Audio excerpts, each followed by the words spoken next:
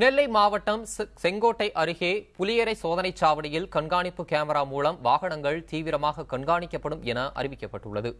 செங்கோட்டை அருகே உள்ள புலியரை சோதனைச் சாவடி வழியாக தினந்தோறும் ஆயிரக்கணக்கான வாகனங்கள் கேரளாவிற்கு சென்று கொண்டிருக்கின்றன. இந்த வாகனங்களில் முறைகேடுகளை கண்டறியவும், வாகனங்களில் கடத்தலை தடுக்கவும், மாவோயிஸ்ட் ஊடுருவலை கண்காணிக்கவும் காவல்துறை சார்பில் சோதனைச் சாவடி அமைக்கப்பட்டுள்ளது. இந்த சோதனைச் சாவடியில் கண்காணிப்பு கேமரா பொருத்தப்பட்டு தற்போது கண்காணிப்பு பலப்படுத்தப்பட்டுள்ளது. அதன் திறப்பு விழாவில் கலந்து கொண்ட மாவட்ட உதவி காவல் கண்காணிப்பாளர் அரவிந்தன், இந்த சோதனைச் சாவடி மூலம் தமிழகத்தில் இருந்து கேரளா செல்லும் வாகனங்களும் தமிழகத்திற்குள் வரும் வாகனங்களும் தீவிரமாக கண்காணிக்கப்படும் என தெரிவித்தார்.